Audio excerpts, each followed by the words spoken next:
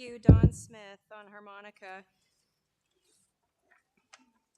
Welcome, and thank you for joining us in celebrating the remarkable life of John C. Bromet, Peace Wizard. It is an honor to be here celebrating with all of you. I hope that each of you are splendid, that you've never been happier, healthier, wealthier, wiser, or older, and that you're still young. I know this was always true for Wizard. Wizard served in the United States Marine Corps, obtained a master's degree in education, was an accomplished baritone singer in multiple choirs, traveled to many countries, including Romania, Croatia, Costa Rica, and Norway, sharing both his voice and mission. He was a professor for the Lummi Tribal College, a maker of wooden spoons, a mentor, friend, father, grandfather, great-grandfather, and godfather who dedicated 30 years to carrying out his message of peace, a true inspiration. He was an amazing being who navigated life with grace and love, and from his weekly peace vigils at the courthouse to singing his mantra, his light shone in the most incredible way. Wizard never met a stranger who did not immediately become a friend, for he truly loved and accepted everyone. Right on, Ellery. Dogs, too. He embraced the beauty of life, celebrating each moment with gratitude, compassion, and abundant joy. Yet some of his most treasured experiences in life were his interactions with each of you.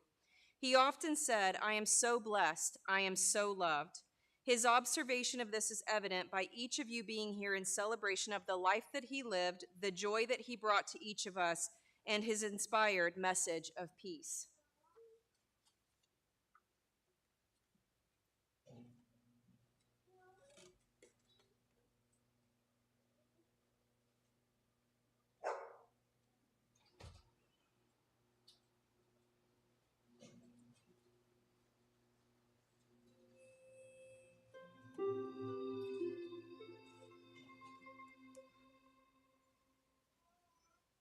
I think it makes people happy. I see people approaching me in their car or on their bicycles or walking, and they've got a frown on their face, and they look up and see this peace sign, and they start smiling. And I've had people come up to me and tell me, I was really feeling really bad today, and seeing that peace sign changed the whole thing for me. I thought it was a mistake to go into Iraq, and so I made myself a peace sign out of cardboard. The more I walked with that peace sign, the better I felt. Buildings start with tiny little substances. Peace building is just doing one little peace act at a time. You just do one little brick at a time, and you have many people doing those little things. And pretty soon you've got a whole picture of peace pervading the culture, humanity. The more I get this sign out, the more people see it, more people start thinking about peace, and maybe, it'll lead them towards peace. My vision for Whatcom County is one primarily of peace, and where people are able to walk the streets freely. There's nobody on the street that's homeless or in need. Everybody's needs are met, and we do a good job of protecting the environment.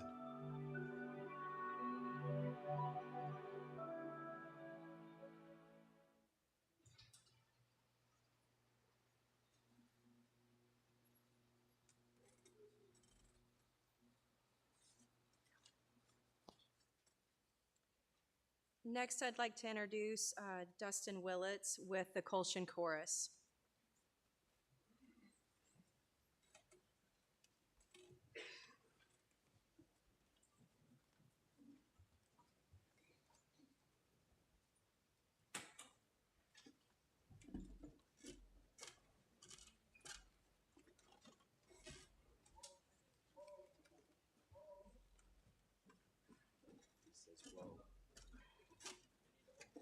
They need to open the curtains. Okay.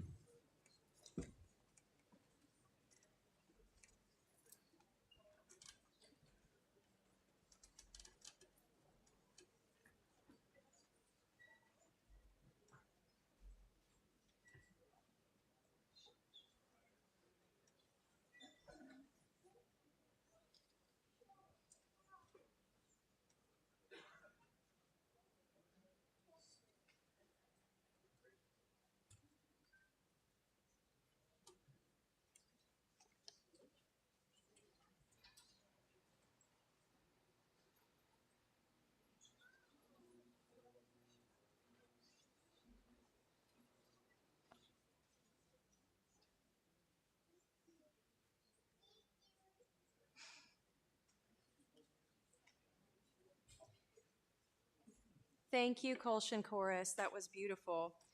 Next, I'd like to introduce Richard Lewis, Wizard's best friend, whom he shared serious goofing and bottomless source of beautiful vibrations, both musically and otherwise.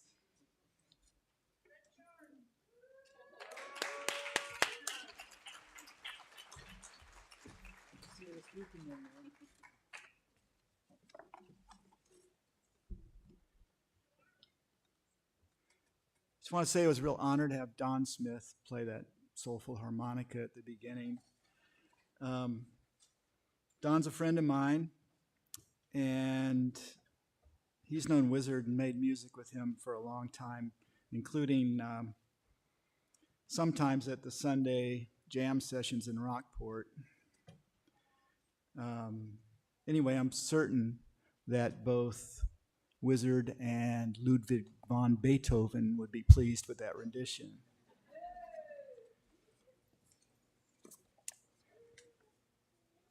I also want to acknowledge the Colson Chorus, based in Bellingham and under the direction of Dustin Willits, for their beautiful rendition of To My Old Brown Earth and Imagine. Beautiful. Both those songs are full of soul and truth, and also poignancy on the occasion of commemorating Peace Wizard.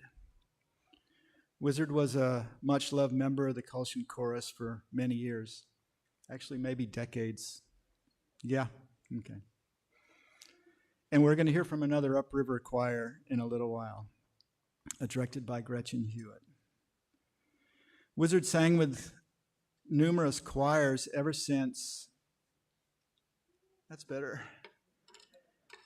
his start in grade school, and then continuing as a teenager singing in boys' choirs under the oft-mentioned mentor of his, a man named Berta in Idaho. And Wizard loved making music with people to the very end. The night before he passed away, he sang with Terry, Ben, Anjali, and I around a campfire. The four of us will never forget the depth of spirit and the rich texture of that night. It was quite profound. Wizard connected with so many people through singing and traveling with these choirs sometimes. And many of us in this room this afternoon know how important and central music was for him and to his calling to spread peace. Wizard was a dear and unique friend to me. Our friendship deepened each year, and the love I had for him has opened my heart in so many ways. I can't speak in any detailed way about a question many folks ask about how John Bromet, the Marine Corps veteran, became our friend, the Peace Wizard. The seeds to his mission for peace were always there. He was a critic of war long before his outrage over Operation Desert Storm. That was in the year of 1991, the year when he created his first cardboard peace sign and presented it to the commuters on I-5 in Bellingham on the Alabama overpass. When I met him a decade and a half later in 2007, Peace Wizard was carrying his now iconic peace sign, but there were no picture cards to present people with, and no singing either, actually. His well-known Road to Joy mantra had not yet been written. He was promoting peace, and his style and delivery of his message were evolving. But he certainly was aware of his calling as a peace activist and was at the time reading and rereading a book by a woman named Peace Pilgrim, who he acknowledged to be a true mentor to him and his journey. He was carrying his peace sign wherever he went, and he had solidly embraced this as his soul's calling, and he never did waver from that path for the rest of his days. In fact, he became increasingly active, and his impact increased. And his sheer delight in the path grew too. I was a fond witness to the fun he was having as his message of peace became elaborated over the years. Guru Bani recently asked me to describe some aspect of the friendship between Wizard and I. I mentioned kind of in passing that we, as best friends, were committed to serious goofing. She latched onto that tidbit and informed me that she was going to include that in the words she introduced me with to you all, which she did. Okay, so I should elaborate a little bit. We actually were, well, pretty serious, maybe religious even, about goofing. But really it was just mostly about having fun. Making music can be a great venue for serious goofing, actually. It was just that we might be found singing to Mrs. Rusin's third graders to think of a sheep knitting a sweater and think of your life getting better and better and better, which delighted them with its onsense and nonsense. Or the times we ritually chanted psalms to the chickens and ducks that would crowd around us after we had lured them in with half a loaf of bread. Or for some serious goofing, we would croon old love ballads sheltered from the rain inside a low-roofed upriver pigsty. The pigsty was abandoned, and it leaked, but under the tin roof, the acoustics were fantastic. And it was always a blast to return there. We really enjoyed each other's company at times like that. And we just always tried to outdo ourselves. His wit, his intelligence, and his joie de vivre were truly boundless. There was a lot of love for Wizard wherever he went. Truly. He felt it and would tell me with a kind of surprised amazement that he was well loved by so many people, and that he was moved and deeply grateful for that. I think in that spirit of gratitude, he continued to find new ways to give. I took a photo of Wizard walking down Highway 530 one fall afternoon a couple weeks after we met. His peace sign over his shoulder. His peace sign was over his shoulder. Marley Mountain, another new friend of mine at the time, had introduced us. I didn't know him well, but wanted to take his picture in part because I thought his peace skit was kind of odd and unique and would make an interesting photo. So I later made a print of that image. He's in full stride, the leaves turning brown all around, Sauk Mountain in the background, and gave the photo to him. He soon gave it away to a friend. I heard that and asked if he would like another. He said, "Sure."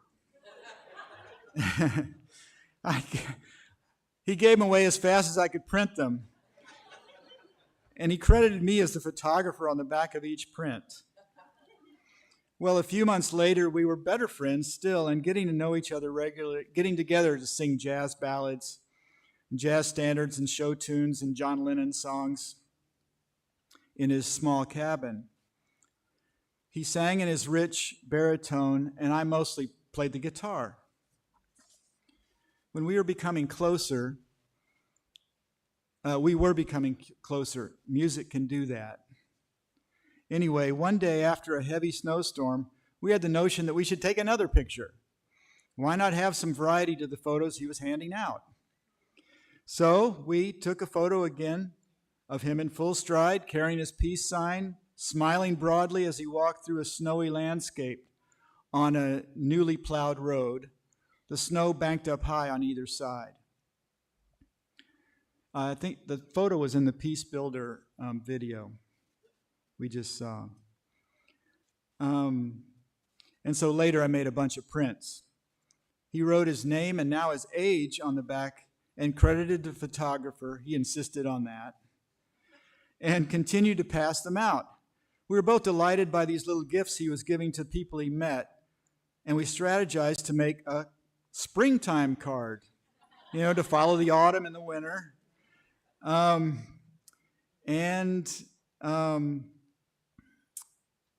And when the cold season turned and the flowers bloomed, we took another picture. Well, then we thought, why not a summer card as well? You know, the photos together would be a seasonal series for all the recipients. You know, collect one, collect them all. Anyway, we got back to our music and hanging out together. Well, many of you know that the peace cards grew to have his picture on one side and then the more elaborate handwritten text on the back.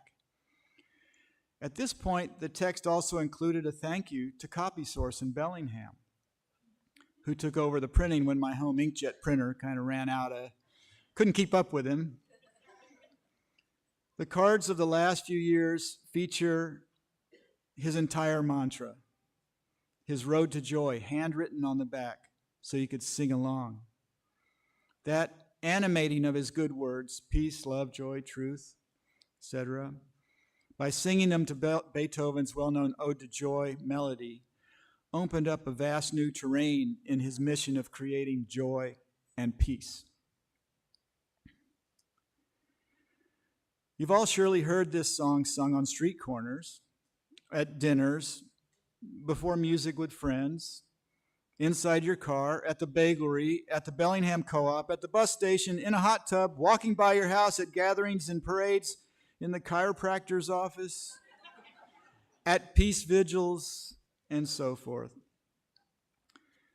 I was shopping at the Skagit Co-op one day when I heard that distinctive, deep, silky voice belting out the road to joy from somewhere over by the cash registers.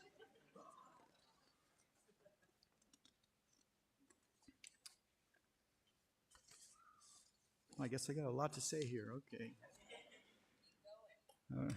Thank you. I followed the sound to the cash register area and got there to witness a small circle of shoppers all around him, beaming, smiling ear to ear. This is why he did that. It was for the joy that he created. And it was beautiful for me to witness the inspired development of his gift to the public in the cause of joy and love. And this is what he was all about. Imagine or recall yourself seeing Wizard for the first time. Peace sign on his shoulder, pack on his back, and then the eye contact. He was an odd apparition in many ways, but immediately not threatening, strangely wonderful, in fact, maybe even slightly mesmerizing. And then he gives you something, a picture of him with his own handwriting on the back, done in pencil. It was a handwritten gift, and it had value. Then here comes his singing, opening up your heart into a new zone of wonder. With his song and his words and his gumption, he was able to bestow a sense of happiness, and he was modeling that it was okay to be free. And that is why he has made such a deep impression on so many folks. Wizard was offering an image of hope for a world where people could live in the heart, expressing their gratitude to be happy, free, alive. Gratitude can be a game changer, really good medicine. And also, it seems that people who do practice gratitude, well, they tend to consume less. Think about it. Wizard himself lived very, very simply in an off-grid cabin and had by far the lowest carbon footprint of anybody I've ever met.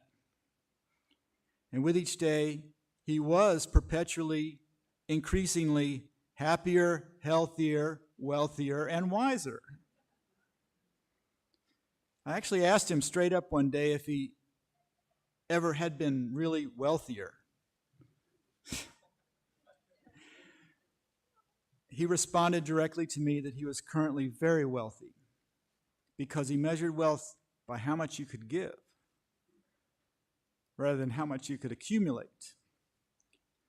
And indeed, he gave himself every day.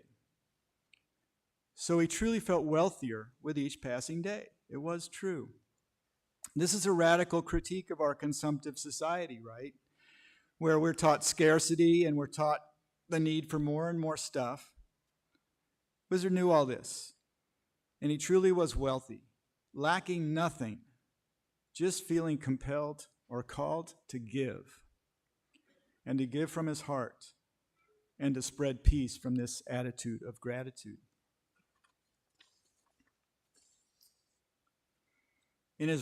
By the way, in his Road to Joy mantra, the word gratitude is sequenced directly between generosity and compassion. Once he told me about singing Road to Joy to a homeless woman who was taking shelter under blankets at a covered bus stop in Bellingham. She began crying as he was finishing.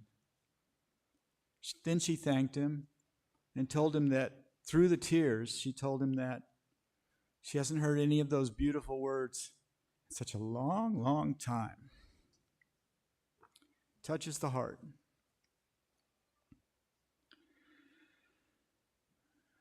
When I was trying to think about what to say today, I kept coming back to the power of his calling. He never seemed to tire of it. Walking for peace, singing for peace, practicing peace with true conviction. The weekly long and somewhat complicated trips and transfers by public transit to Bellingham, which he'd been making for years, he saw as opportunities to meet and connect with people. Sing peace, create joy, give, give, give. It was striking to me how many people he greeted. It was striking to me how he greeted people all equally. He greeted all people equally, without prejudice and unafraid of strangers. He addressed folks from where they were at with love, accepting everybody as a human being. He was devoted to the humans, and people trusted him. He explained to me once on this topic, Richard, Redchard, how can you ever argue with peace?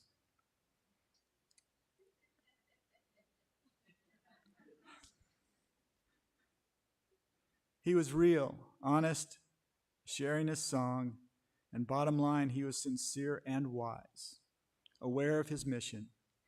He cultivated the look of a colorful wizard right out of a fairy tale, with his stateliness, his impeccable presence, and his long gray beard, as well as his bright outfit and his sense of humor and that twinkle in his eye. He communicated with a clear, deep, confident voice, and he added some panache every now and then with a high kick or two. He did have street cred. Oh, pretty amazing. I want to also mention Wizard's interest in reconnecting with his biological family, many of who are here today. When he left Whatcom County for the Upper Skagit, he created a new family of friends and loved ones. But around the time he turned 80, just a few years ago, and increasingly conscious of his age, he reached out to his family back in Whatcom County, now including 2, then 3 great-grandchildren. He decided to do this by sending weekly stories about his life, often telling fanciful accounts of his life with the chickens and the ducks on the farm where he lived, and sending the letters to his son, though addressing the letters to his great-grandchildren, who are all pre-literate. Through this letter writing, Wizard was able to ultimately visit his son and his grandson's family and meet his great-grandchildren. He passed away just as this connection was deepening. The happiness he felt in this reconnection was deep and a final satisfaction to his heart. Wizard's life was instructive. As a community, we all can't always keep our eyes on the prize. To keep fixed on peace and love. There are kids to raise, demanding jobs, a number of complications, and any number of distractions. But some of us, like Wizard, can look at things that are obscured by the everyday and share insights and delights to help us stay on course. And in what seems so often like we're living in dark days with a bleak horizon on the future, we, as a community, gathered here today, can recognize and feel gifted to have been blessed with a ray of light among us. Wizard, I love you. Thank you so much for all that you've given me. I will always carry it with me. Thank you.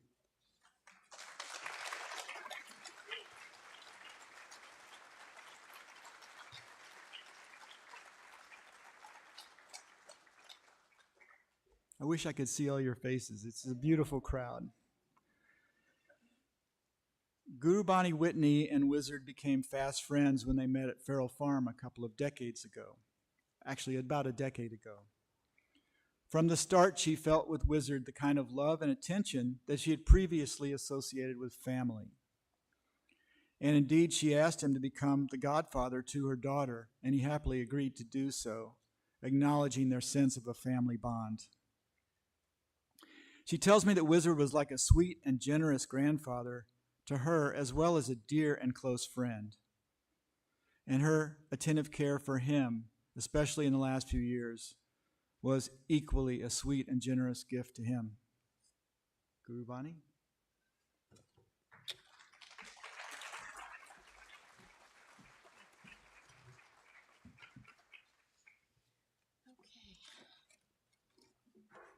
Oh, here, Richard.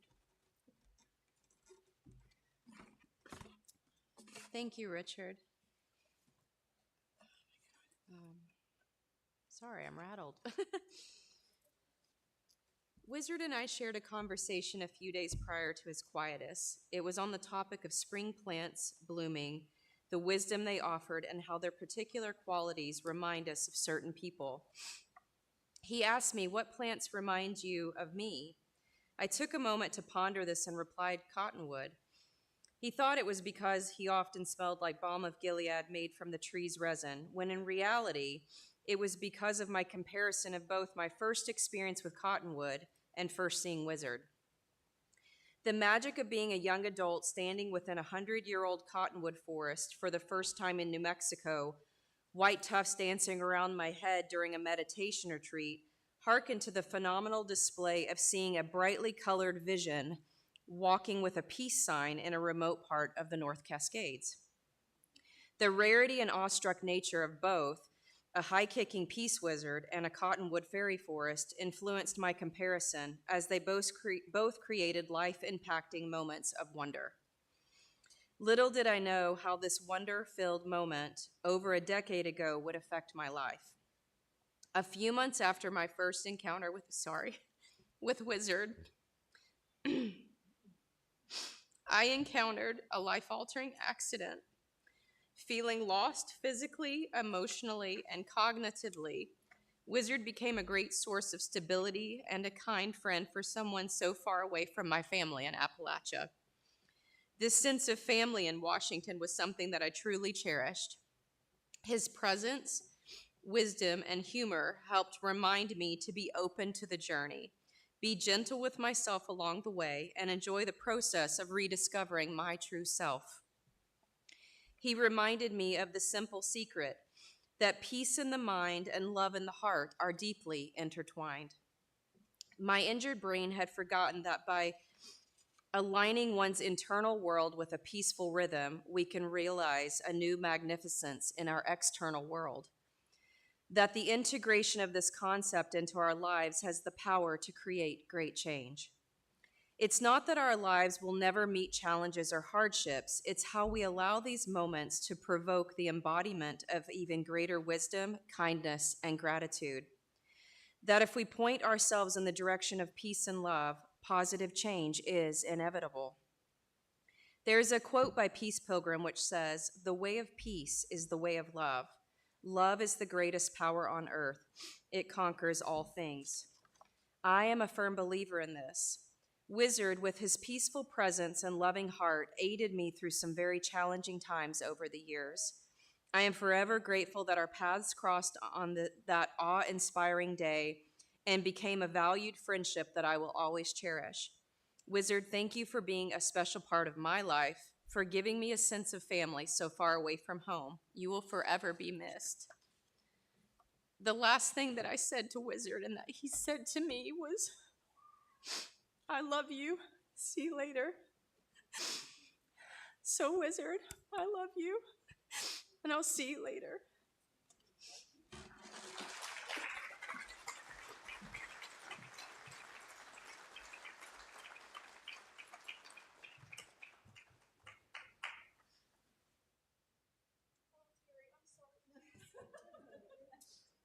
This is Terry Wild. Wizard, dear friend. Thank you, Guru Bani and Richard, for pulling us all together. Wizard was one of my besties. He was one of the first people I met when I came here, and we hit it off right away and had a trip planned to Orcas Island within minutes of meeting. One of the many journeys we went on. We had a lot of adventures. He was up for adventure. It was a true joy and pleasure to have Wizard, to live with life and have Wizard in my life. And we went through a lot of experiences together, and he was steadfast and thoughtful and caring and honest and had a good sense of humor. I remember at one point I was looking for a pulley so that I could water plants up on a roof. And he saw me and he said, "Oh, you don't need a pulley. I can help you." And I kind of rebuffed it. I was like, "Well, that's a lot to ask, to look for you every time I want to put water on this roof." And he said, no, I'm better than a pulley. Just come find me. And I couldn't deny it. Wizard was better than a pulley. And for years we joked about that, remembering that Wizard was indeed better than a pulley. Thinking back on Wizard's life, what I think is most remarkable is that in his simple way, he was forever evolving. He would see something that he wanted to better in his life or that he wanted to better in the world. And he thought about it carefully, about what he could do, his own personal life in his own simple way, what he could do to make himself better or to make the world better. And his life became that. You know, he picked up trash on the highways, and he saw the war was starting and made his peace sign and carried it around. And he was very diligent to be at the vigil with the people here in Mount Vernon. It was very meaningful that he went every Friday at noon and spent that time doing that. Let me look at my list because the list is long. I'm trying to do it all by memory, but yeah.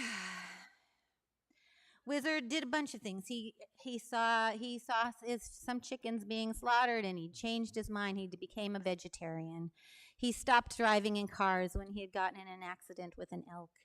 He slowly evolved his life to get more simple and more peaceful and more true and grateful and in line with his principles. He encouraged peaceful thoughts. He needed positive. He read Peace Pilgrim was very important in his life, and I've spent a little time with her incredible book of sayings, and he took many of those to heart, and about living simply.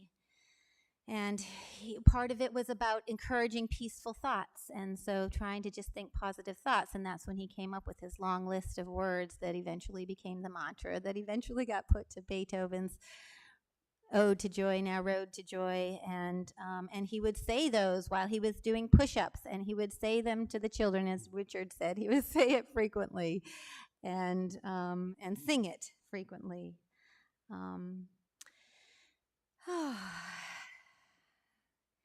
He and also the act of beginning. As Richard pointed out, the longing for more connection with his biological family, and beginning to write those letters for them, and taking those things, and And Wizard lived simply. He drank water and tea.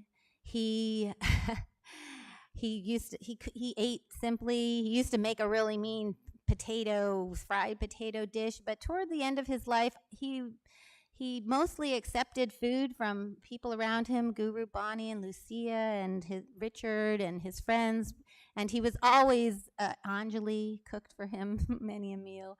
And he was always very grateful. And he was always tell you how delicious it was. It was wonderful to share food with Wizard. And aside from mostly getting food from his friends and along his path, he had his medicinal sandwiches, which were veganese and sprouts and garlic and sometimes dandelion leaves, and they started on bread and onto Mary's Gone crackers, and so that was sort of what he ate. He was very simple, and his beautiful cottage provided by Matt and Guru Bonnie was a very simple place, and he did not collect items. He would move things along. He was a real inspiration for not acquiring things.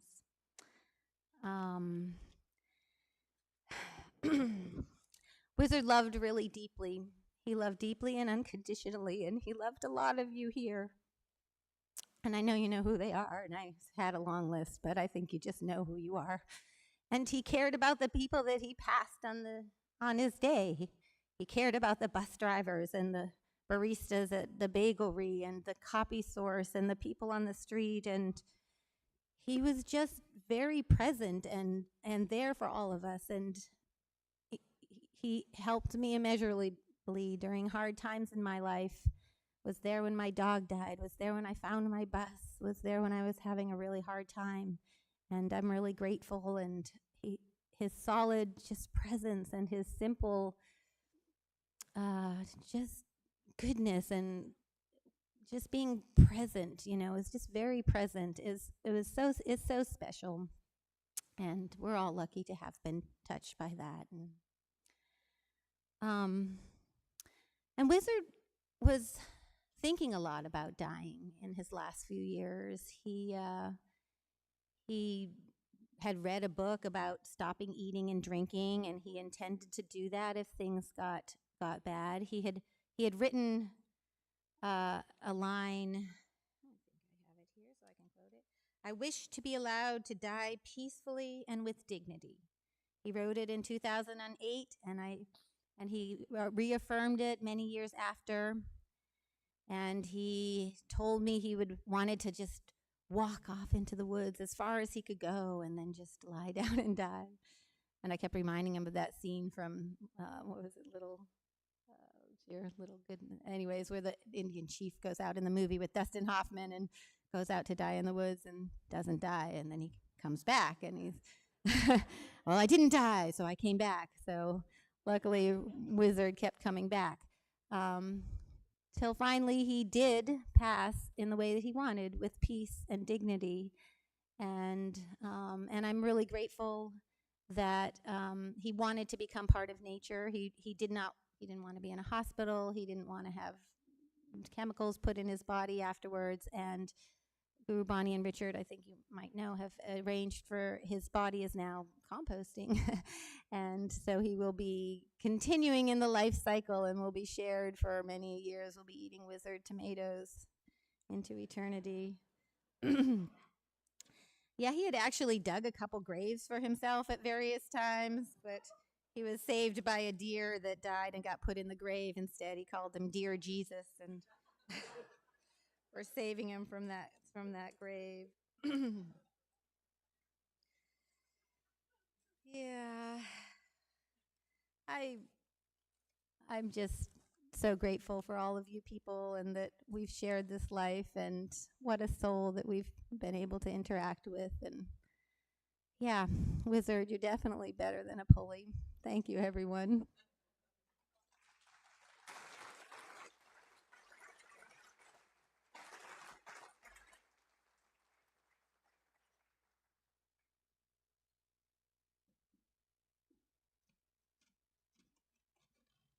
Thank you. That was Terry Wild, and my apologies for not introducing her beforehand. So next I would like to introduce Eagle Bear Lawrence.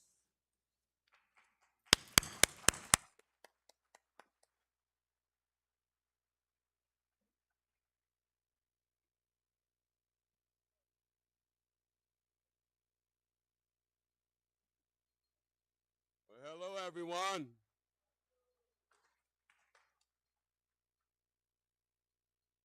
Wizard and I became friends when he was up in Lummi. And there's another beautiful friend out here named Edward that was up there around the same time. And unfortunately, our tribe let him go. But Wizard and I shared something in common, and that was the journey of eternity. We traveled around sharing and representing the things that we love to represent. Myself, I represent the same thing of love. Because I was born with that feeling in my heart and my mind and my soul. At a young age, I realized there was something wrong with our world. And I'm so glad today is Mother's Day, because we always talked about our mothers, Wizard and I, but I called him the Peace Man. When I first seen him with his son, I said, "Hey, Johnny, how you doing, man?" Because that's where we met, John Bromet, at the Lummi College. So we would meet Anacortes, Mount Vernon, Bellingham, and seeing him on the road like one of the pictures. I got probably 5 of his pictures. So thank you, whoever took those pictures. I can't remember your name. So John and I, the Peace Man, we would have coffee together. We'd have meal together. And we talk about what each of us were doing. So to me, I want to share what he represented a little bit about the peace. So I always said to everyone, if we have values, we have to stand up for those values. We have to protect those values. We have to guard those values. So once we do that, we can have a victory. And when we have a victory, we can have peace. And when we have peace, we can have love. And to me, that's what the Peace Man represented most of all. Because even when he was at the college, he never said no to anyone when they needed some help in school. And I know people talk about the image of God. Well, one day when we were having lunch together, someone comes up and says, "Hey, Eagle Bear, what are you up to today?"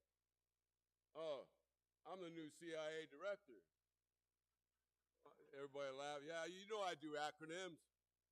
I said, "I'm the Community Information Awareness Director, Community Identity Awareness Director, and I take that letter I for all of us."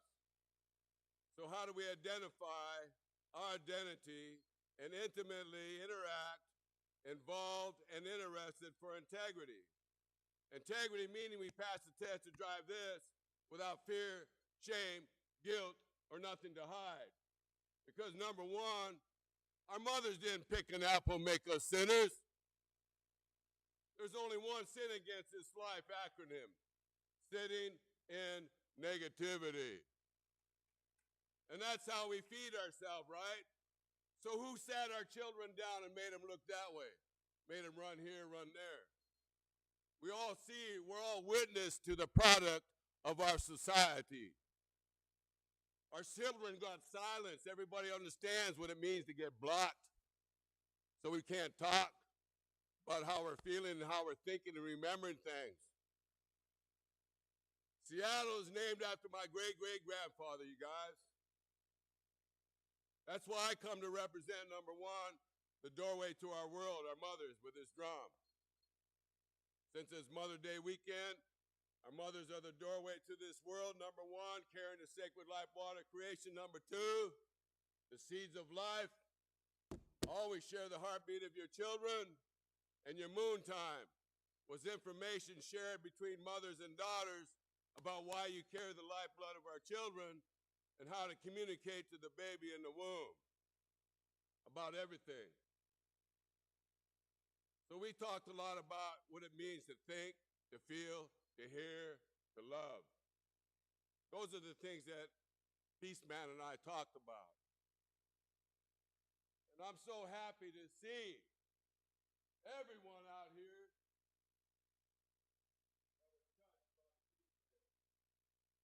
touched by Peaceman, because I know there's a lot more. Before I came out of Bellingham today, I was letting everybody know, where you going today? I'm going down to celebrate with Peaceman today. So that all these other people out there are sending their love and thanking everyone here. So I want to sing a song for everybody called We Are the People.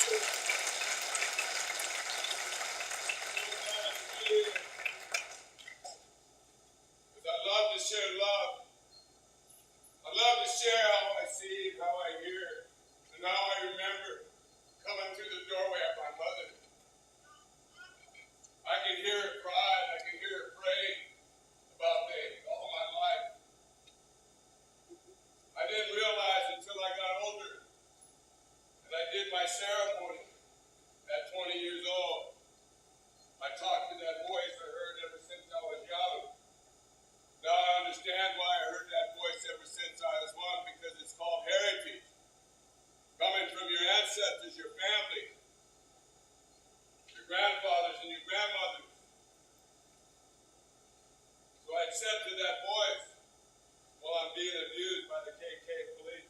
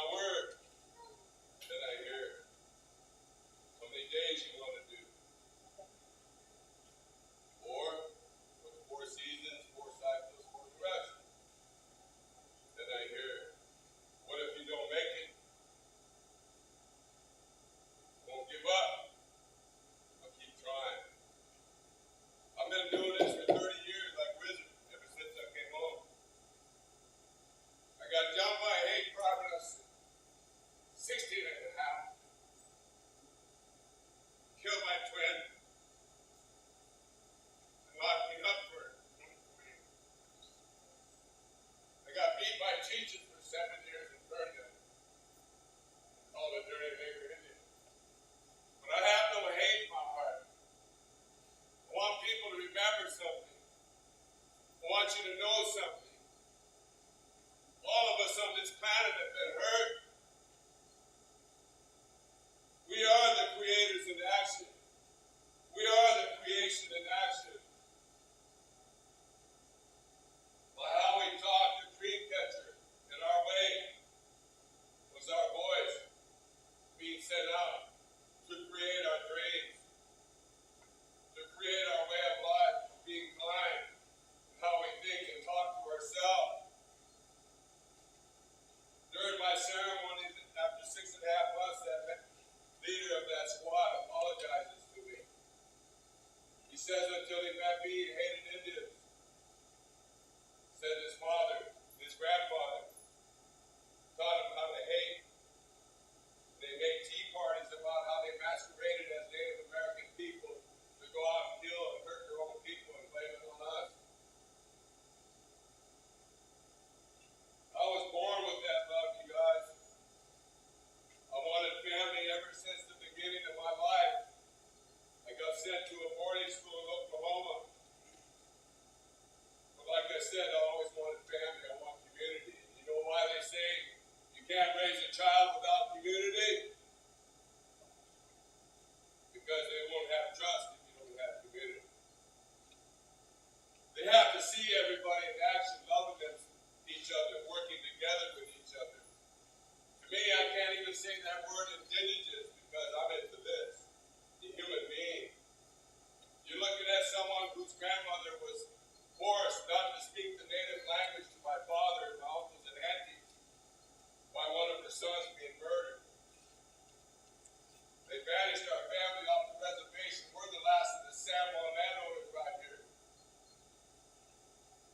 They banished us, our tribe banished us off the reservation behind the accident that happened with my mother. That's what I seen all my life, this accident. After World War II, they asked my mother to drive. It was like I was in the back seat and a 4-year-old runs in front of her. And they build our politics off of that. But I have no hate for that either because I have hope and faith in the fact that if everybody gets the right information, then they'll have knowledge. When you have knowledge, you have power. Projecting our will, exercise, and resources. There's a lot to think about, everybody. We were trained to run here, run there, and look over there. Now it's time to go within.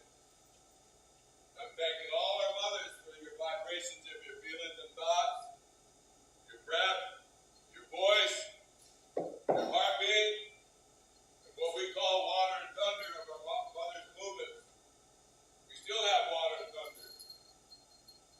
Once in a while, someone would say to me, "Man, you look like you're the thunder."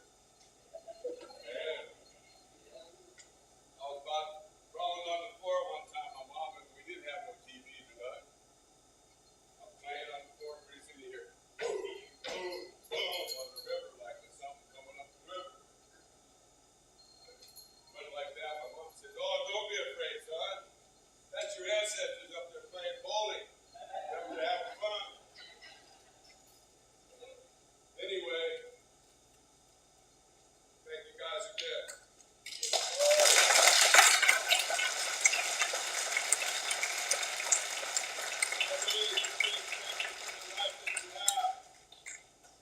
Don't forget the seeds of life. We will survive the rising of the tide because we can't hide. We must decide on whose side. Mother Earth and universe, family and community, love and understanding. And communication is our best friend coming from within all that we've been given to help us in our living and how we're seeing, hearing, and remembering coming from the vibrations of our way to this world, our mothers. Thank you, my friend.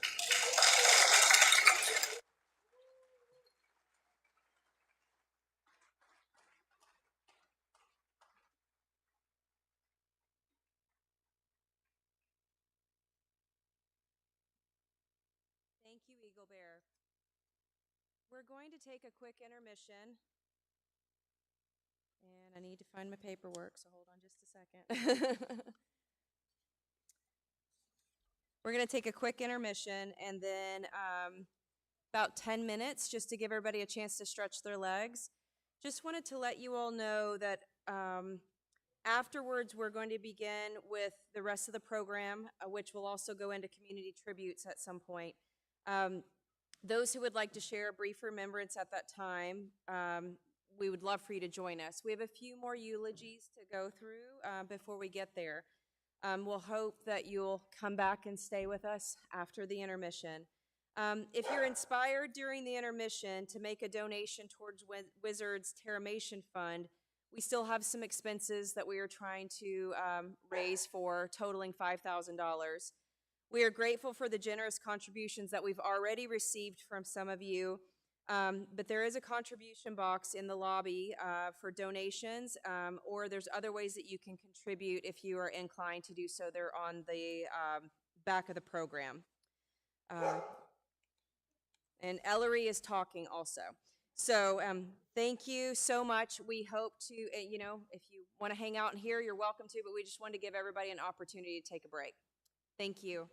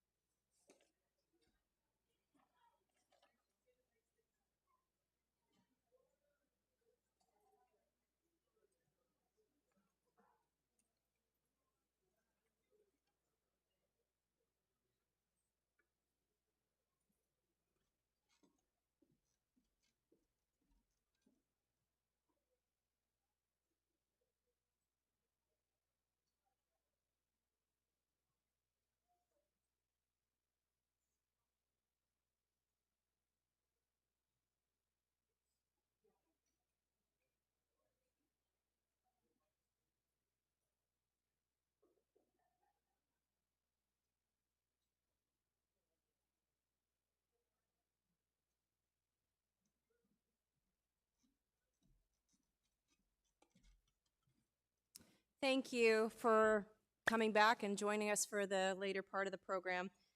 Now I would like to Negative introduce... thoughts. Sorry, Wizard, I interrupted you.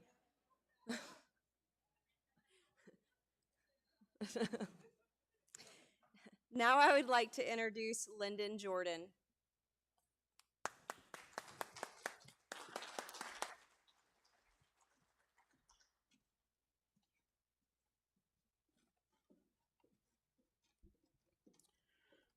When Great Trees Fall by Maya Angelou.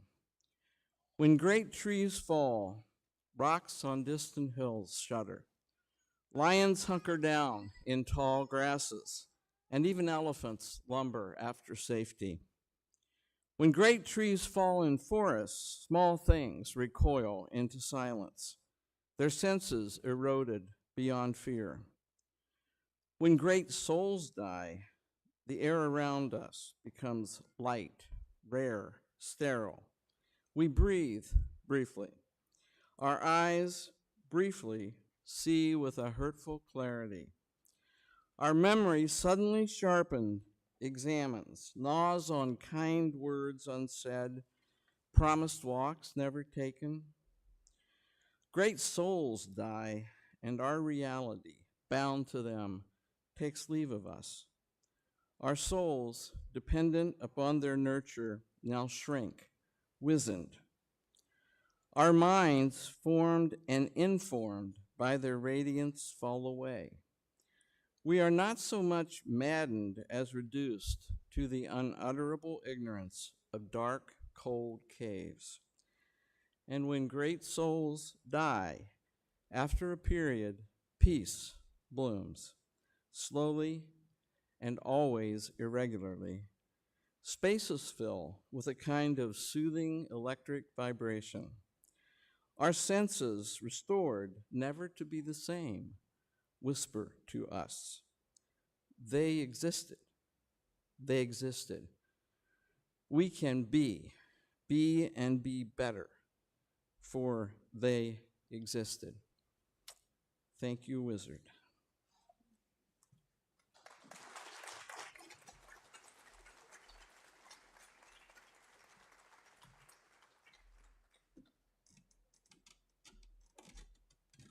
Thank you, Lyndon. I would like to introduce Aaron Deller-Meyer.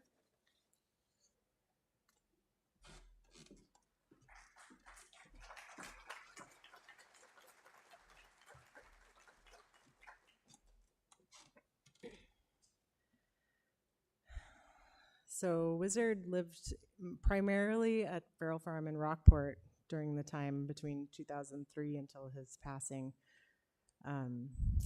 And he lived about 5 of those years next door to me at Cascadian Farm. So I got to know him pretty well. And I just want to share some memories that I've got with him that stick with me. I'd often wake up in the morning and look out, and in his little cabin, which he called a short house, I'd always see a candle burning, and I could hear classical music emanating from that cabin throughout the year at about, 6 a.m. on. He loved Mozart.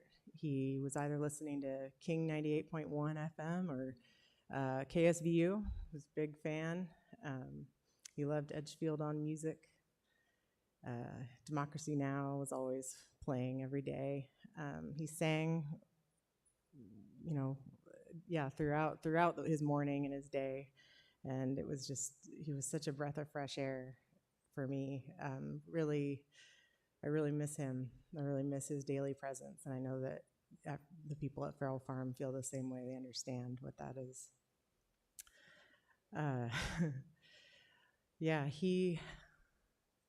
He would go on his peace vigil walks, that's what he called them, and he, just up and down the highway with his sign, waving and high kicking for anyone who gave him a honk or a shout out.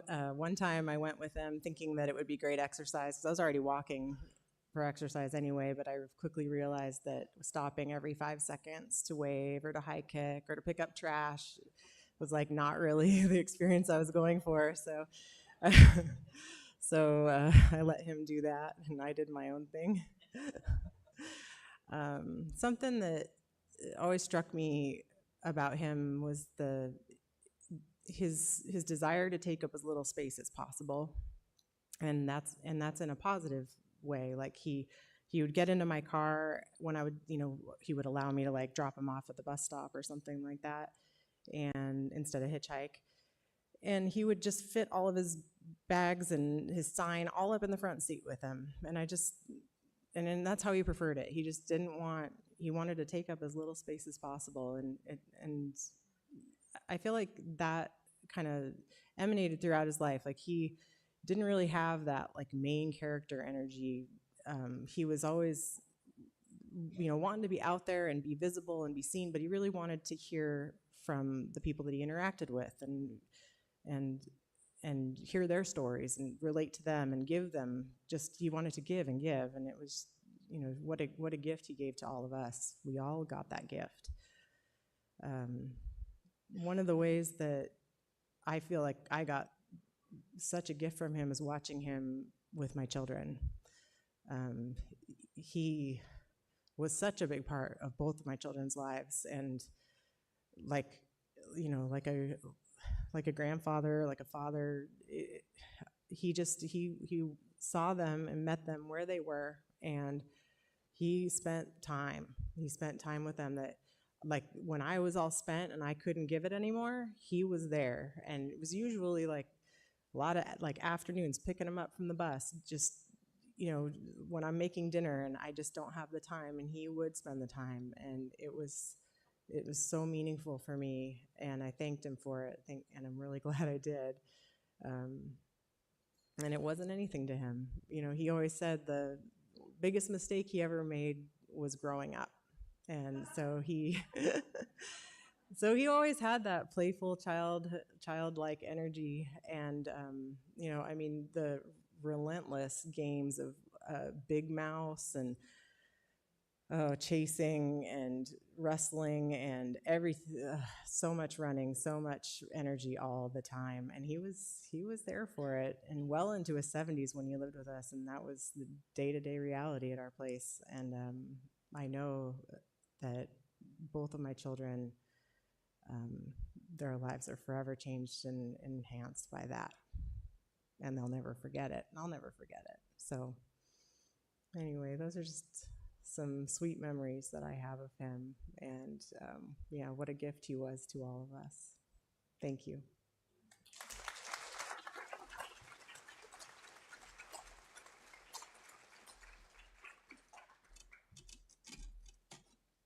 Thank you, Erin.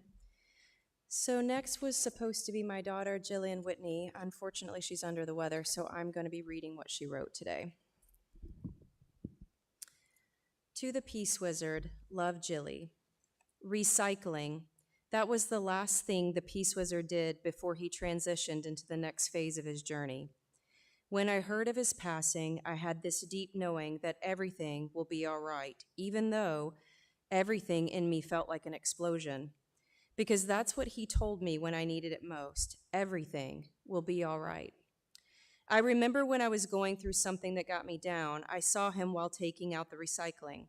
I stopped him and asked how he was doing. He said, as he does, I'm splendid. I've never been happier, healthier, wealthier, wiser, or older, and I'm still young. To be able to hear that once again, it makes me happy to know that through all of life's ups and downs, this world is a better place because of the man we're all here for today. He showed me that no matter what happens, no matter how bad your life is, you can always choose peace. Peace and love, that is the message he wanted everyone to hear. That is the message that I heard. I will hear it every day, and I couldn't thank him enough for it.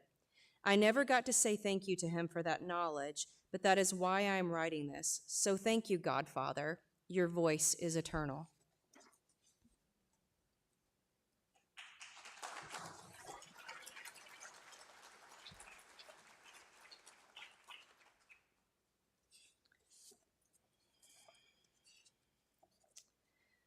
A few years ago, there was a shift in Wizard's health. With the understanding that his time was limited, he adopted new habits and patterns like yoga and walking to the creek each morning.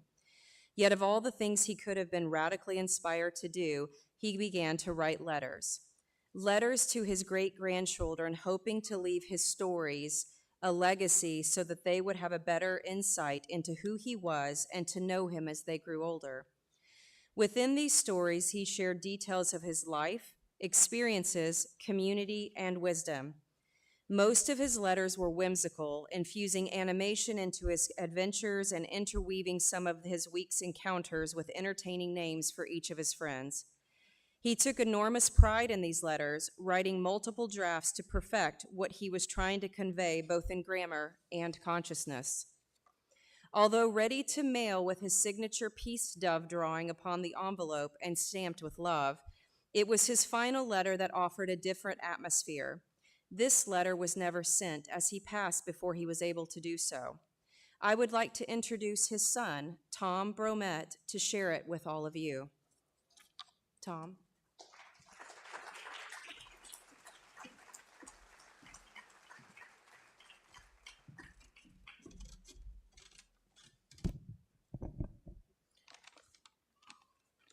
Thank you. Thank you, Guru, Bonnie, and Whitney and Richard for doing everything. This is a lot. I appreciate it. I'll try to get through this. I'll do my best, but if I can't, I can't. March 27th, 2023, Monday, 4:15 p.m. That's exactly 1 week before he died. Dear Lincoln, Naomi, Hannah, and family, you've seen the three of them around, I think. I hope this finds your lives splendid and that you have never been, you can guess, happier, healthier, wealthier, wiser, or older. This is true for me, and I'm still young. I would like to continue the discussion of my relationship with God by writing a quote from Baruch Spinoza, a philosopher in the late 1600s. It is written as if God were speaking to him and all of us. Spinoza's God says, quote, "Stop praying and giving yourselves blows on your chests. What I would want you to do is to go out into the world and enjoy your life. I want you to enjoy and sing and have fun and enjoy everything I've done for you. Stop going to those gloomy, dark, and cold temples you built yourself and that you call my home. My house is in the mountains, in the forests, the rivers, the lakes, the beaches. And that's where I live and express all my love for you. Stop blaming me for your miserable life. I never told you that you were a sinner. Stop being so scared. I do not judge you, nor criticize you, nor ever am I angry with you. Nothing bothers me, nor do I devise punishments. I am pure love. Stop asking for forgiveness. There's nothing to forgive. I made you. I filled you with passions, limitations, feelings, needs, inconsistencies of free will. How can I blame you if you say or do something out of that which I put in you? How can I punish you for being as you are if I'm the one who made you? Do you think I could create a place to burn all my children who misbehave for the rest of eternity? What kind of God would do that? Forget about any kind of commandments, any laws. Those are wiles to manipulate you, to control you, and only to create guilt in you. Respect your peers and don't do to others what you don't want for you. The only thing I ask is that you pay attention in your life, that your alert status is your guide. This life is the only thing there is, here and now, and the only thing you need. I made you absolutely free. There are no prizes or punishments. There are no sins or virtues. No one carries a marker. No one carries a record.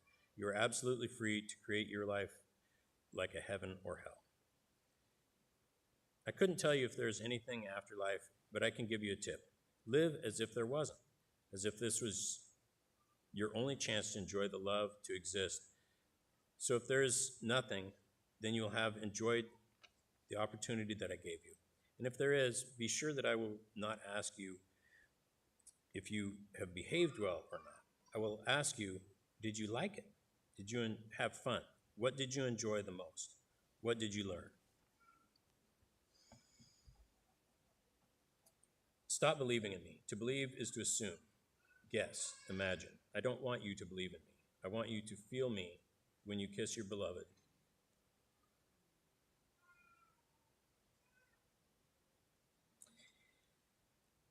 When you play with your little girl.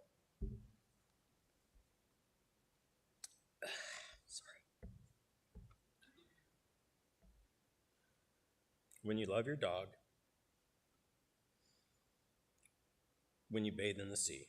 Stop praising me. What kind of egotistical God do you think I am? I am bored of your praise. I'm fed up with thanks. Do you feel grateful? Prove it by taking care of yourself, your health, your relationships, the world around you. Do you feel overwhelmed? Express your joy. That's the way to praise me. The only thing sure is that when you are here, that you are alive, that the world is full of wonders. What do you need more miracles for? Why so many explanations? Don't look for me outside of you. You won't find me. Find me inside. There I'm beating in you. End quote. I hope this quote from Spinoza's God has sparked some new thoughts and perspectives for you. It has for me.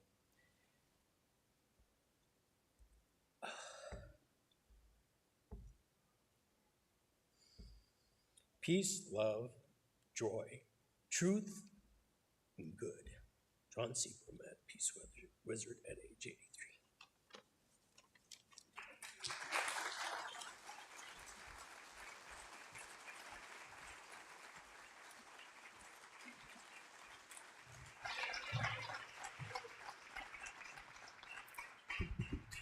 Thank you, Tom, for sharing that.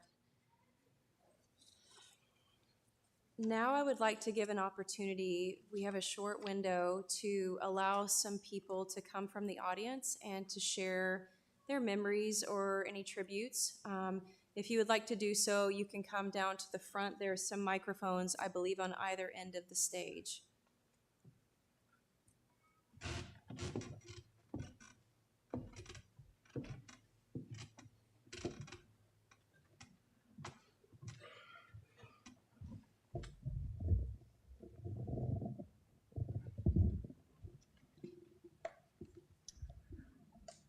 Hello. I did not prepare for this whatsoever, and I was not expecting to speak, but I will because I would like to. As my mother, Erin, said, Wizard was a huge part of my life growing up. He was like a grandfather and sometimes a father to me when my own was incompetent and when my mother was busy or just fed up with her kids. And I'm very grateful to him for that. He would always pick me up from the bus, and during the early fall and late spring, he would get me an ice cream every day from the roadside stand at Cascadian Farm where we lived. And he was always very supportive of me all through my life. When I decided I wanted to go by different pronouns, and when I changed my name, he always accepted me for who I was. And he really taught me some things. When I saw him last, it was, I think, a couple months ago, just at like a gathering. And I think it might be part because I was being an angsty teenager, or because I was hanging out with my friends, but I hardly talked to him. And I think at that point in time, and still now, I had a sort of sense of immortality. Like, I felt like, oh, I have plenty of time with him to show my love to him. And I think he really taught me that you really have to appreciate the time you have with people and soak it all in. So I thank him for that.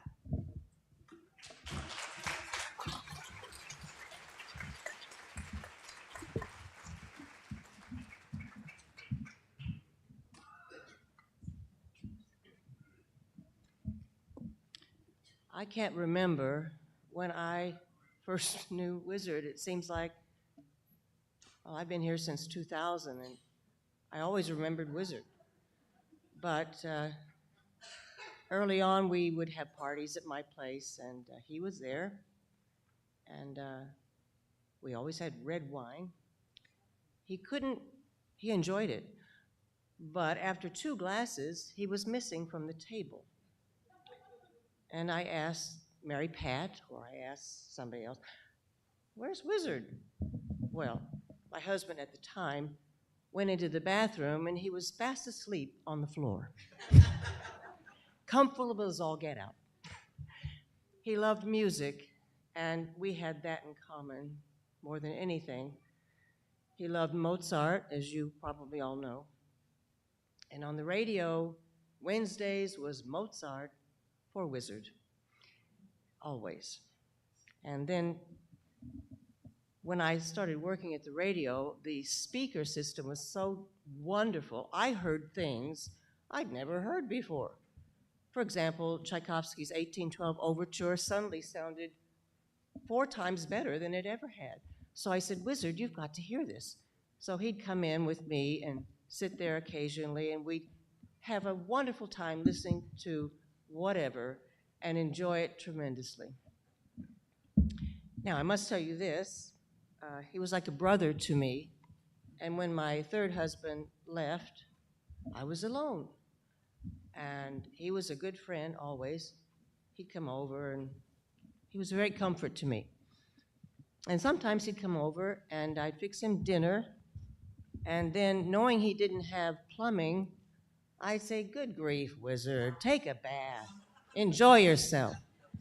So he'd take a bath. Well, I had a camera at the time, and I got a kick out of going in there and taking a picture of it. And he was so happy. He had suds all over the place, and he looked so happy. Well, get this. You remember Nancy and Steve Johnson, good friends of mine?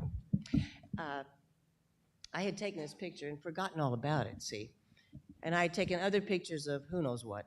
So one day I was over at Nancy and Steve's, and I had this, a lot of pictures, and they're going through them, and all of a sudden Steve Johnson looks at this picture, and I said, "What are you looking at?" "Here is Wizard in the bathtub at my place." He looked at me and he said, "I had no idea." I said, "We're just friends. We're just good friends." "Uh-huh, yeah." I got one more thing to say. Oh, I know. And we were. And he'd take a bath, feel great, and we'd go to bed together, but like brother and sister. I never had a brother. He was my brother. Wonderful man. Now, he's going to really miss next week because we have Don Giovanni here at this theater next Saturday. Wizard, you probably get the best seat in the house, but I'm going to miss being here with you because we would share the opera together. And I love you. Always will.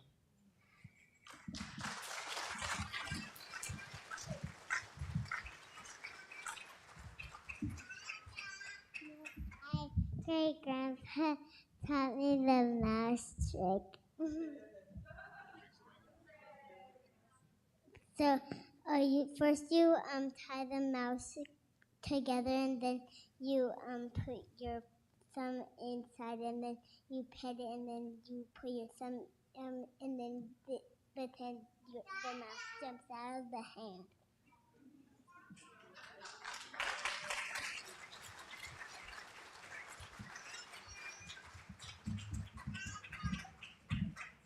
Thank you for sharing about the magic mouse trick. Some of you all have maybe seen Wizard do that trick before.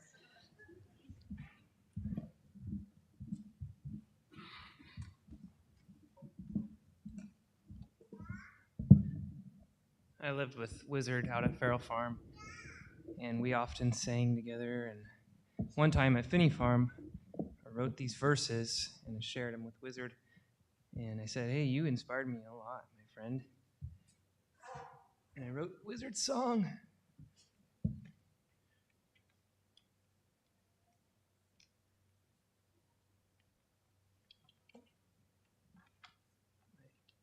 Harmonica.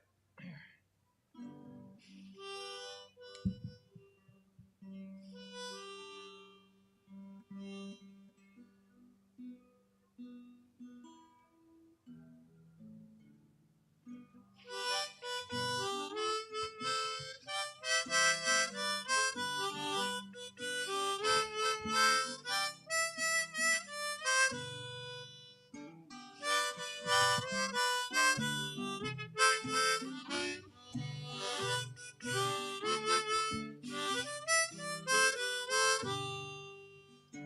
once was lost, but now I've found. We all live on common ground. There is always more to say, but the words they don't portray. The feeling all inside of me is ancient as an old growth tree. Butterflies across the sky, getting wise in the wind, consciously traveling through the heart of mystery, through the heart of mystery, constantly.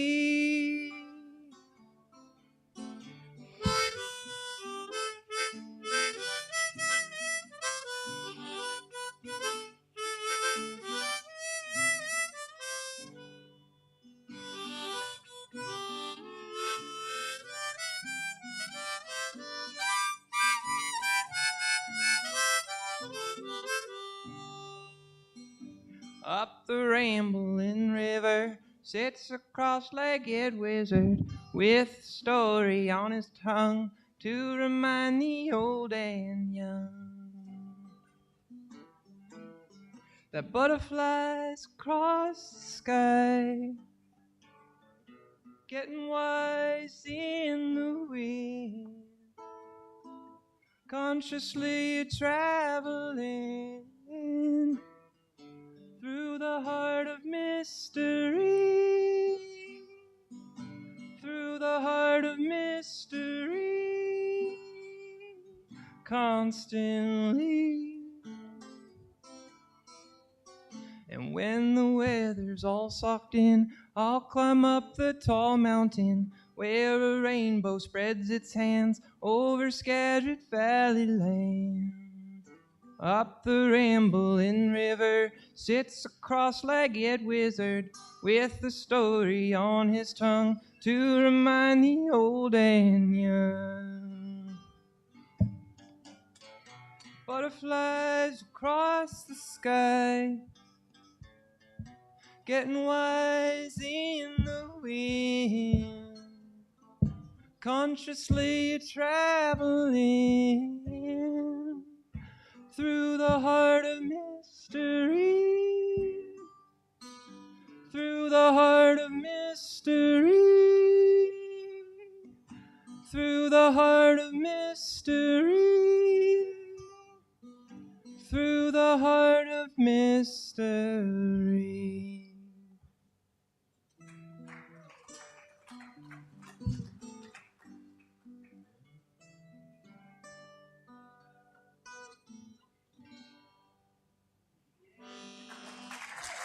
Thank you. Thank you.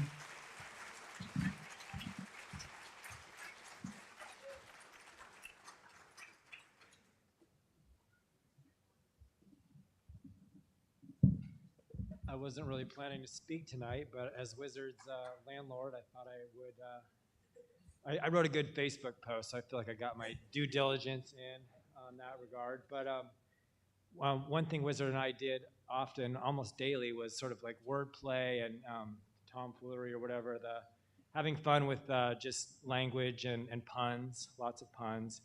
And the day after he died, everyone was over, and I had a great pun or wordplay come into my head, and I was just so saddened that my immediate initial response was just run over there and tell him, and it really hit hard because that's when I realized I wouldn't ever be able to do that again. But it basically was a summary of his life, from simplify to simplify.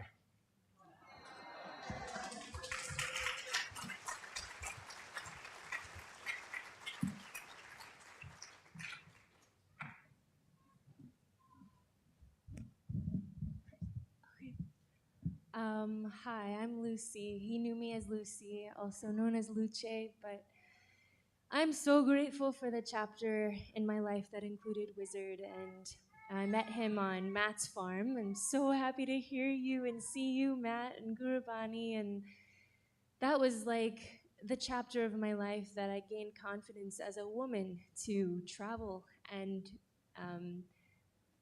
I remember taking a walk, actually. So when I was getting into organic farming, I mean, I grew up doing that, but traveling and farming and doing that alone, I was about 18, and I was looking up all these different farms, and I knew I wanted to go west, and I saw Farrell Farm, and it just captured me in all of its essence, just the wildness and agroforestry and just what it stood for. And I'm like, I got to talk to Matt on the phone, and that meant a lot. And I was like, you know, I'm just gonna do it. Took a train out to Washington from Indiana, and I met Matt. And when I was stalking Farrell Farm, I saw these YouTube videos, and I saw Matt, and then I saw Wizard, and I was like, I want to meet both of those people. And I remember Wizard just like really stood out. I was like, maybe magically I'll meet this person. And there was one day after a few days of being on Farrell Farm and all its magic and how it greeted me with this dead deer carcass and these two woofers just elbow deep in the carcass. And welcome to Farrell Farm. And I was like, what did I get into? But I remember meeting Marley Mountain, and she's forever impacted my life. And in a similar way, you know, she told me about Wizard too, and that he was around, and she invited me to Sunday sing-along at 6, and it was happening on a Saturday, actually, though, and I was going to bathe in the river first, but we were running late, and then I started feeling stressed. I was like, I'm gonna be late. I'm not gonna make it to this event. And she left me a note and her bike next to the note. She said, you just get there when you get there.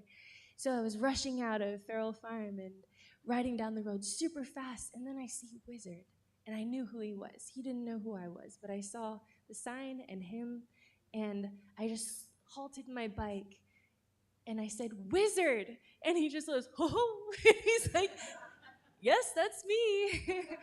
And he just got down. I was like, I know you, and you don't know me, but I've heard a lot about you. And he's like, what are you doing? And I said, I'm heading to the Sunday sing-along. And he's like, well, that's where I'm headed too. And he's just walking. And I was like, you know, I'm going to walk with you. So I rolled my bike, and just the essence of him slowing down and having this conversation on our long walk to the Sunday sing-along on Saturday has stuck with me ever since. And he gave me the confidence to hitchhike for the first time and be all right, and that everything was going to be okay, everything was going to be fine, and that the energy I put out into the world is the most important thing as far as what I wish to receive in return. And it was such a pleasantly brief time spent with him, Marley Mountain, Matt, and then Guru Bani, and I'm so grateful for that time. And yeah, I didn't think I was going to say anything. It just felt wrong not to. So he was the bee's knees. And all of his swagger, I mean, look at him. So thank you. Thank you. I love you.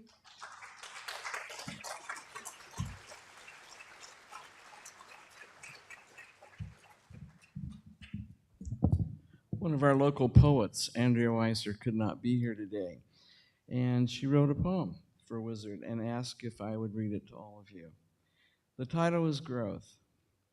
Peace was the message you held close and gave away, hands pressed together in reverence or held open, offering. Your voice was round with wholehearted mantra and filled every room with an ode to joy. Your arms stretched out, embracing the world and humanity. I will listen for peace in the wind of trees. I will speak it from the space in my heart you created precisely for this moment. You transformed your story into joy, song, poetry, growth.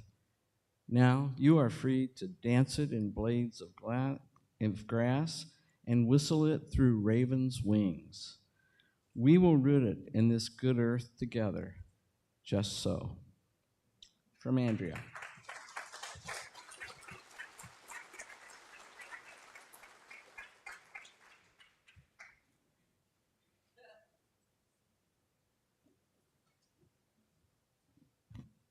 Hello.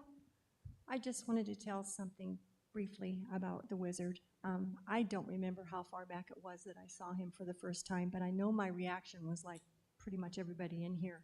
I was like, holy cow, who's that guy? This is so cool. So I went home and I told my husband, I said, there's this guy that walks down the road with a peace sign he's an old hippie, and this is so cool. So then I would see him from time to time, and I honked at him, and he did his high kick, and I just laughed. I thought that was so cool. Then my oldest daughter and her family moved out here from Ohio, and they moved to Concrete. Excuse me. So anyway, it was a big deal to see the Peace Wizard. And for my grandkids and my daughter, we always felt like it was just a blessing on the day that we saw the Peace Wizard. And we knew the rest of the day was going to be really, really good because we'd seen the Peace Wizard. It was like he was good luck, sunshine. It was just going to be a good day. So anyway, I just wanted to say that about him. And I saw him, I think it might have been about 3 or 4 days before he passed. And he was out there on Highway 530, I'm assuming somewhere close to where the farm is that he lived. And I saw him, and I did my little toot, and he did his high kick for me. I just loved it. So anyway, I will miss seeing him. Thank you.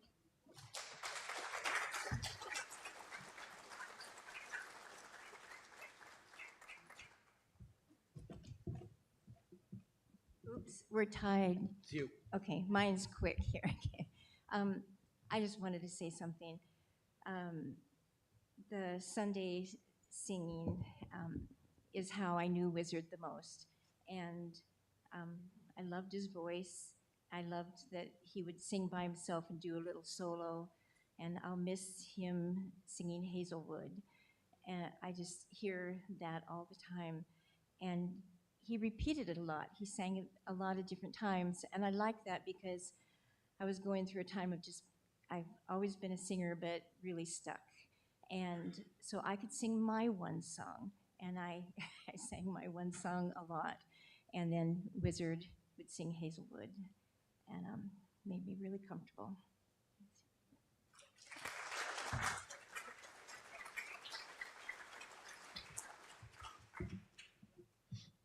Hello, everybody. You don't know me. I met Wizard, but I met him after he died. We are the group who took care of him. We're the ones who are transforming him into soil. And I'd like to explain why I'm here today. I live in Seattle, so I'm a long way away. Wizard came to us, and I got a call from James, and James was the one who picked Wizard up. And he said, I don't know how this exactly happened, Micah, but I'm singing with this group of people. And I don't know if you know much about removals, but we don't usually sing when we do them. And everyone was like, wow, how is it? He said, it's beautiful. You are not going to believe this. So Wizard comes back to us. And again, he's not your usual person, and he's dressed in these beautiful clothes. And I'm getting these texts, and they're colorful and beautiful. And I don't just mean what he's wearing on top. I mean, like, under his clothes, he's wearing all kinds of beautiful, colorful things as well. I send you all a message for where we talk about Wizard's journey when he was alive. And I want to tell you a little bit about his journey now. He is halfway through, and Wizard's body has transformed completely into soil. It's not going to surprise you to know that he's very, very hot. He has a lot of energy. He's running about 145 degrees right now. He's gently cooling. He's a month into his journey. He will be coming back to you guys in about a month. I guess my last one. As a person that does what I do, we often count things in our lives. I don't know, houses or kids or money. If you want to count something, count how many people come to your service when you die. I wasn't sure how many people were going to be here when I got here. We're a couple hours in, and there are hundreds of you. We're talking about a rich, wealthy man. He wasn't lying. My love to you all.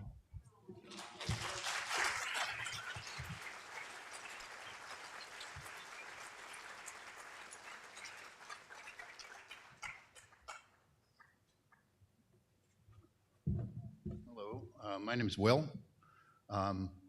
I'd like to just comment for a minute how Wizard affected me and my thinking. I met him, I think, in 2011 for the first time, and I'd seen him around for years before that, but it was, I think it was 2011. My wife was writing a story about how Matt at Farrell Farm and it ate roadkill, picked up roadkill and ate roadkill. And Wizard was part of this, of course, and cooking up raccoons. And so my wife Talia kind of followed Matt around and got the story, and I elected to just hang out with Wizard in his cabin, so I got to know him a little bit, you know, learned that he was a Marine, that he had taken his life path because of his, you know, in principal reason, because of objection to Iraq, and you know, I had been in the military, one of the first crew into Afghanistan, and had resigned because I didn't want to get sent to Iraq, and had problems with it.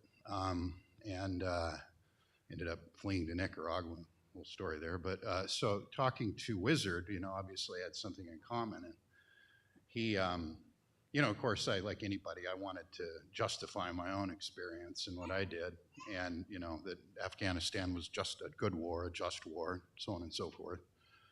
And, you know, he just really without judgment, you know, just expressed, you know, something that had really never been expressed to me. You know, sort of hard to believe, I guess, but that, you know, violence begets violence and revenge begets revenge. And of course, I wasn't very accepting of that at the time. Of course, Wizard turned out to be a lot more right than I was in the end. But, you know, and I got to saw Wizard over the years, you know, ran into him constantly, the Woolly Market on the road, Martin Road. You know, just never once did he fail to make me feel better about my day. Just kind of that simple. And then the day he died, I was working next door and just, you know, banging away, tearing nails, but really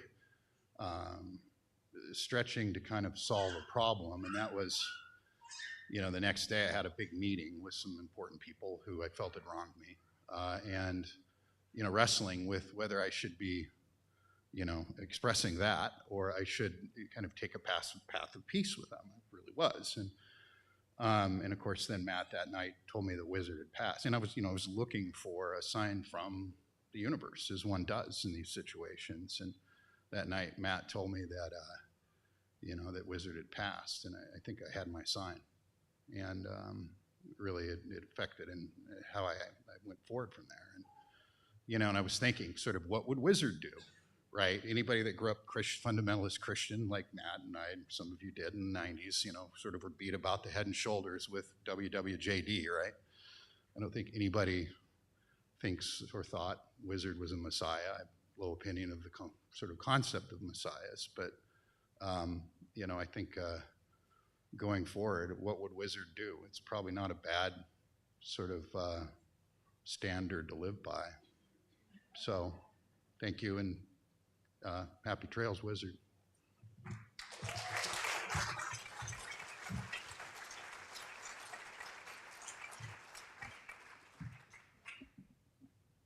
I'm Rick Bannerman.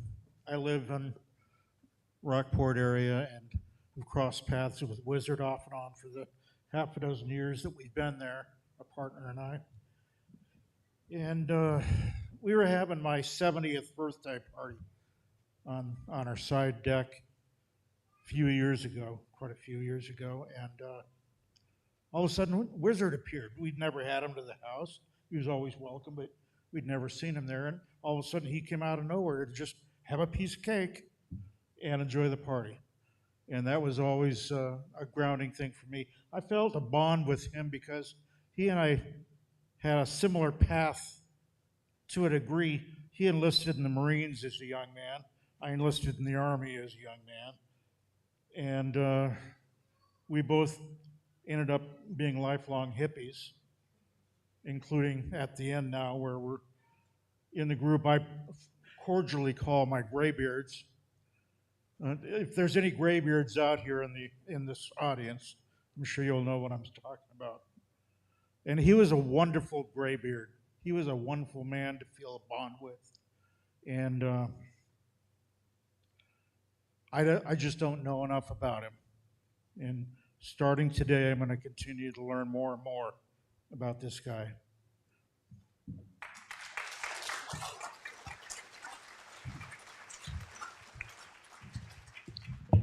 Right.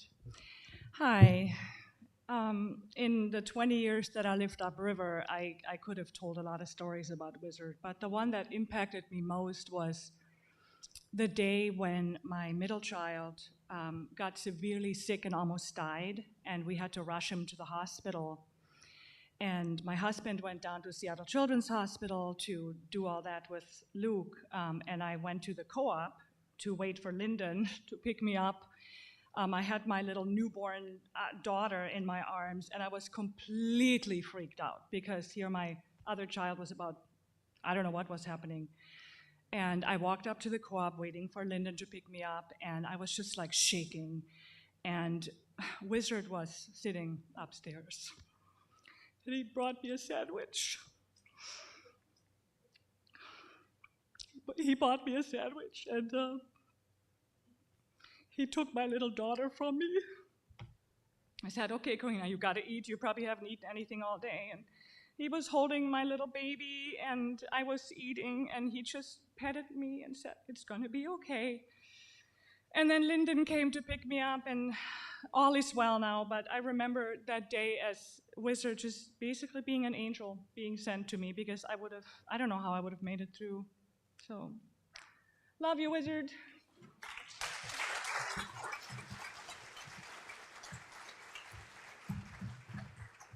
Oh, hi everybody. I came to this gadget in 1999. I'm working with Ann and Mike on Blue Heron Farm, and I showed up a pretty grief-ridden, traumatized youth there. Was held greatly by them in the community, and there came a point where I actually needed to get some more professional help because I was suffering so badly, and the word went out around the community. And Wizard paid for my first so many sessions so I could be healed. And now, it was, 15 years after that? Now I'm a grief and trauma counselor. And I just really, he started me on a path that changed my life. And now I can give that back to other people. So I just wanted to say thank you to him. And these things you do really help people. I was really, really needing help, and I was really, really poor. So I want to say thank you to Wizard for changing my life. Thank you.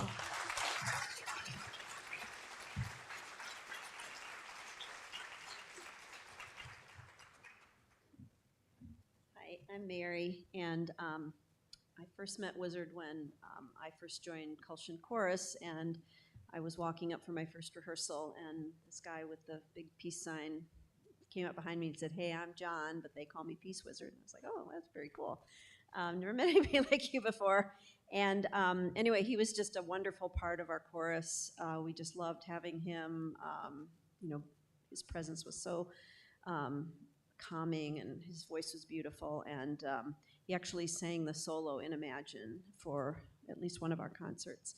And we went to, I only went, the only tour I've been on is in Norway, but I understand he went on a number of other tours, and you just saw his sign. He would always make a sign in the language of that country that we went to.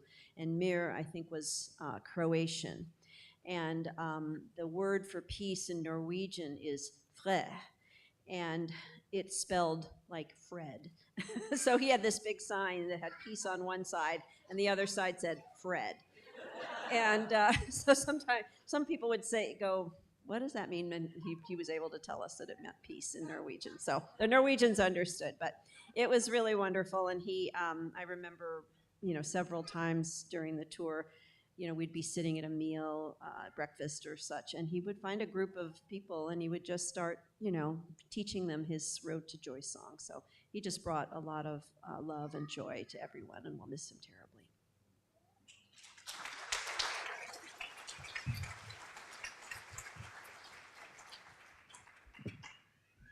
I really hate to do this, but by the grace of the theater, there's another program tonight, and we have to be out of here cleaned up by 3 o'clock. So I'm going to have to cut these off. This is a very soulful part of the program, I feel, but we have a little bit of singing left, and I think we should get to it so that we can get out on time. But I also want to say that there is an informal gathering at the Riverwalk directly west of here after the program so we can continue to tell stories. I hope everybody can come and shake each other's hands and meet each other. But we have unlimited time there, I guess, until it gets dark maybe. But so please join us at the Riverwalk afterwards. And thanks for all these stories. Thank you deeply.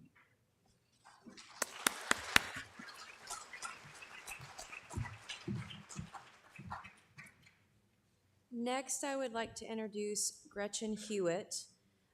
She is the Upriver Choral Director and has put together a group of singers called the Upriver Friends of Wizard Choir.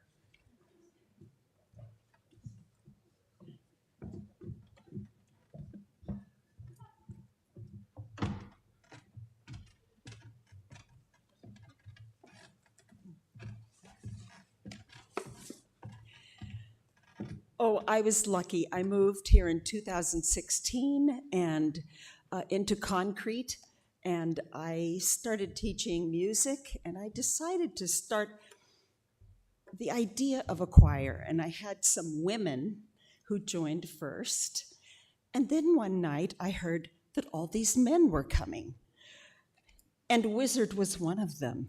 That's how I got to know Wizard, and he sang.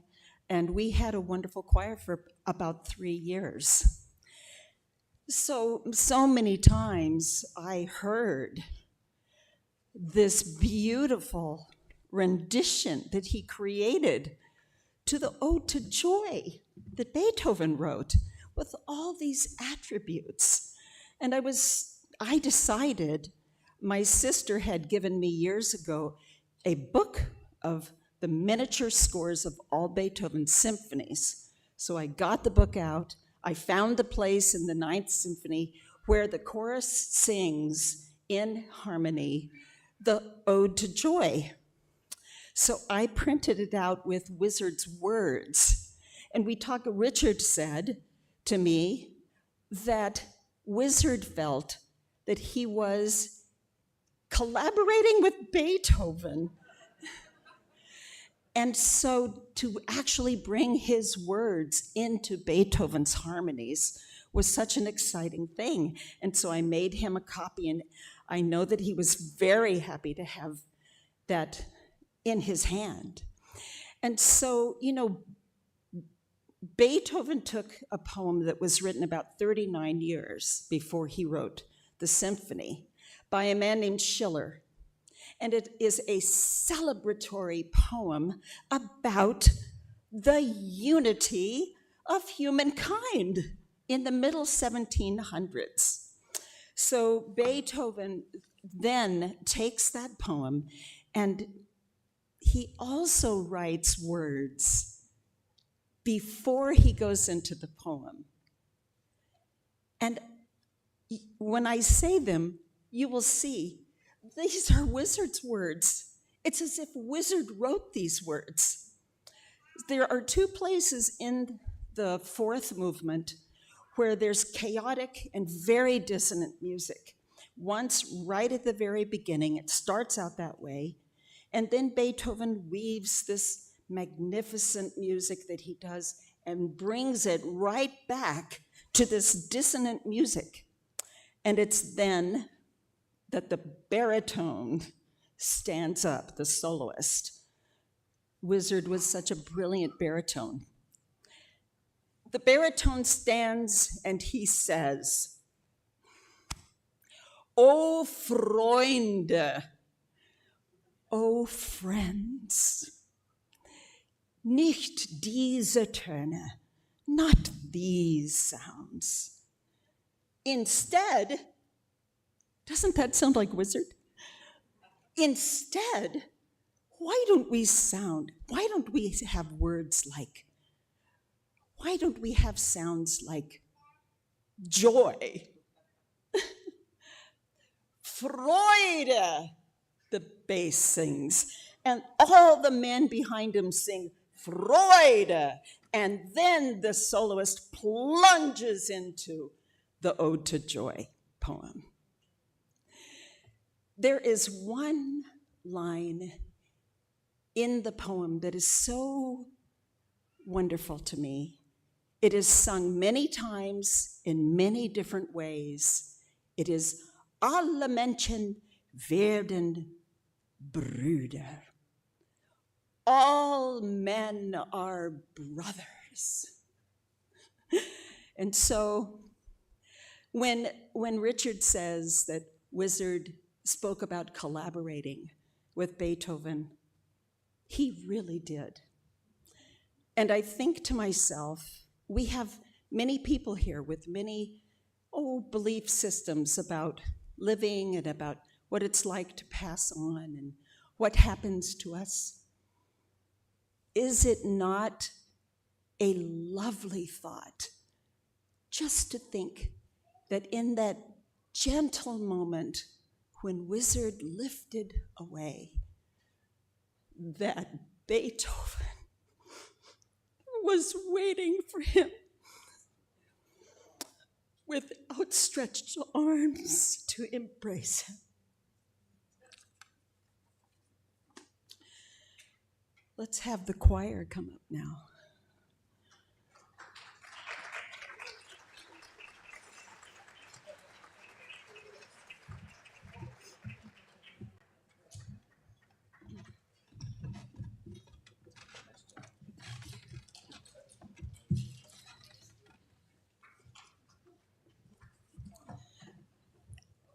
As the choir comes up, we will sing the harmonies of Beethoven to Wizard's words one time through, and then we would like to sing it again, probably more than once. The words of Wizards will be there behind us, and sing it along. We'll all sing together.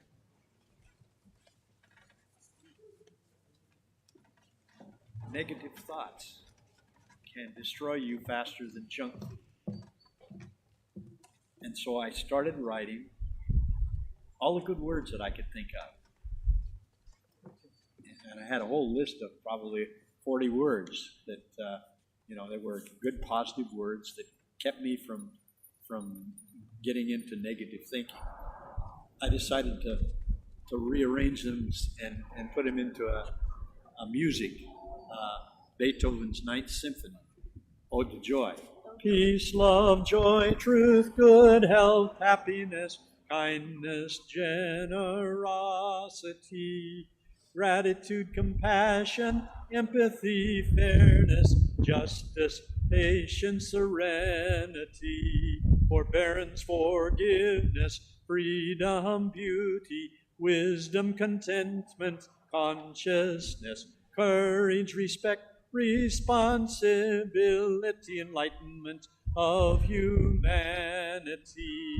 I find that in any situation that I find myself in, I start reaching for one of those words, seeing which ones apply to a situation.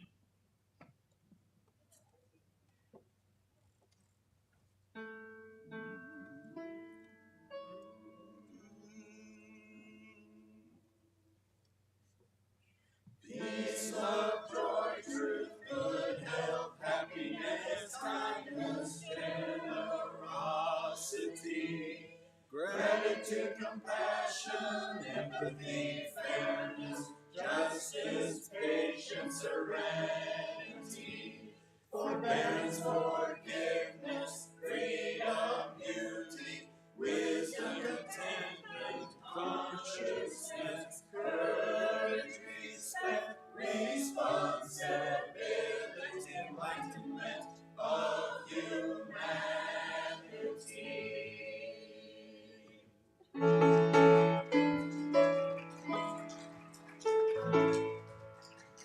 Peace, love, joy, truth, good health,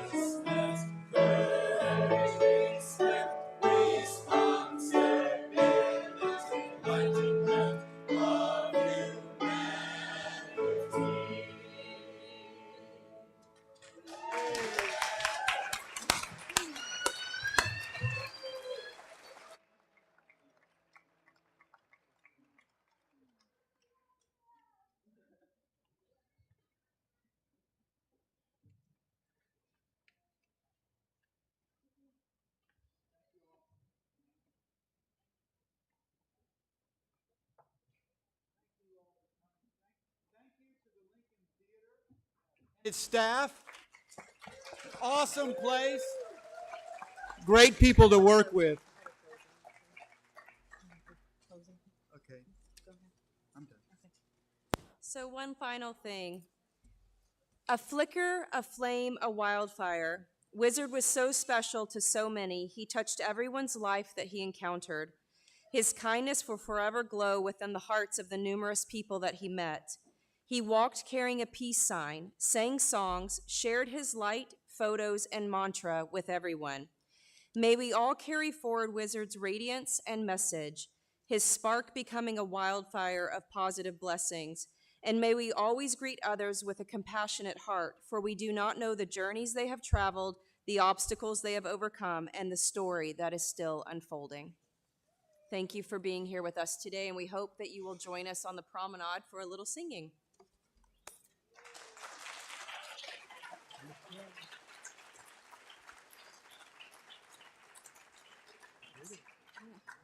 Shh.